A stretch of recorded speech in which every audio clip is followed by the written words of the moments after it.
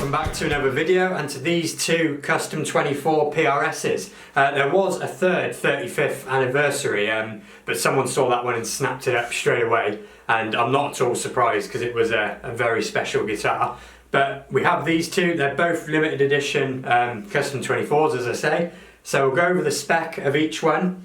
Very similar spec wise, but both of these guitars, they do prove a point that I've been very keen to prove on this channel in general, so I'll get to that once we've done the spec.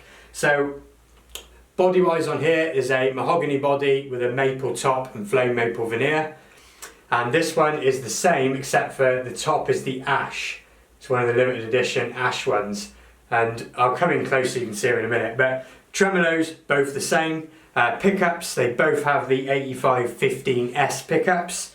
Both single volume, single tone with a coil split and three-way position. Obviously we do have maple on here and rosewood on here on the necks. And then on the headstocks, you know, both the same nut, same tuners. So overall, very similar on paper. And in fairness, before we even get to the sound demos, they do sound very similar too, having the same pickups. But what I'll do is I'll just show you each one up close because they're both very good looking guitars. This one has the tortoiseshell binding, which looks really cool, but it goes onto the neck as well, so it really suits it. And then of course all the way around the headstock there as well. So I don't know, I wouldn't have thought tortoiseshell binding was a thing on electrics, but I think that looks real nice with the you know, the ash top as well. I'll show you the back there as well. Three-piece necks on both of them, I should have said before. And let's look at the other one up close. So this is the other one, the maple neck one. Never seen one of these in person before, and I've got to say the maple with the blackbirds, it really is something, to be fair, and the zebra pickups. So that's the top on this one. I'll show you the neck there as well. Quite a satin finish on the neck of this one, not totally flat, but more satin than the other one. And just a plain black back there as well.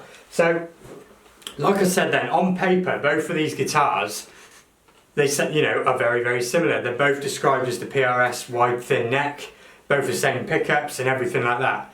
But the point I've made on this channel before is that you cannot know enough about guitars just by memorising the spec sheets of, you know, different listings or whatever. You just can't. You have to get them in your hands, because let me tell you straight away, as similar as these are on paper and as similar as they sound, they feel utterly different. So both of these guitars, like I said, have the wide thin PRS neck, but this one is way more similar to like a Gibson or even a Fender, and this one is the more sort of wide thin PRS feel neck.